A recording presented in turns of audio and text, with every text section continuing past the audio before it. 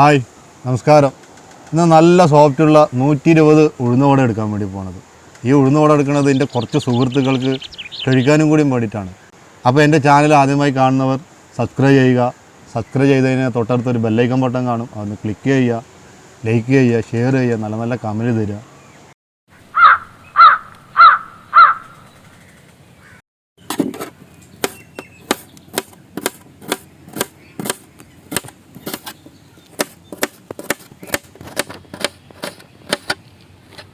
അപ്പോൾ ഉഴുന്നുവടക്ക് സബോളയും പച്ചമുളകും എത്ര ചെറുതാക്കി അരിയാൻ പറ്റുമോ അത്ര ചെറുതാക്കി അരിഞ്ഞെടുക്കുക. മല്ലി, കറുവേപ്പിലയും അതുപോലെ തന്നെ നല്ല ചെറുതായിട്ട് എത്ര ചെറുതാക്കി അരിയാൻ പറ്റുമോ അതുപോലെ ചെറുതാക്കി അരിയാൻ.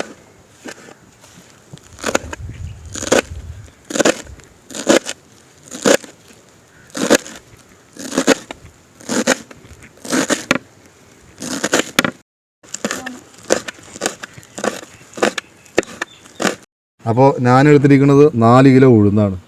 ഉഴുന്ന് ഒരു 3-4 മണിക്കൂർ വെള്ളത്തിൽ കുതിർത്തിട്ട് അരച്ചെടുത്തതാണ്. പകുതി ആയിട്ടുള്ളൂ, പകുതി ആയി വരുന്നുള്ളൂ. അപ്പോൾ നമുക്കിതൊന്ന് മിക്സ് ചെയ്ത് നോക്കാം. ഞാൻ ആവശ്യത്തിന് ഇതിൽ ഉപ്പിട്ടിട്ടുണ്ട്.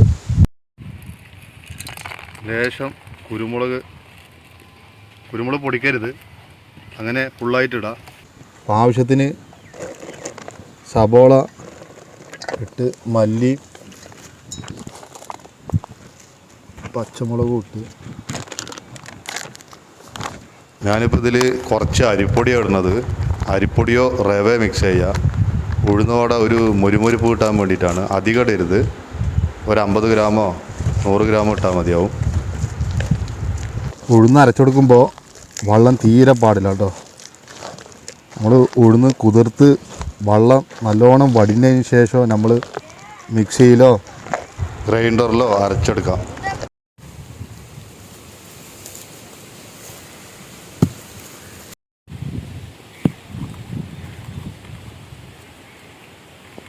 നമുക്ക് അടുപ്പൊന്ന് ആദ്യം കത്തിച്ചു വിടാം.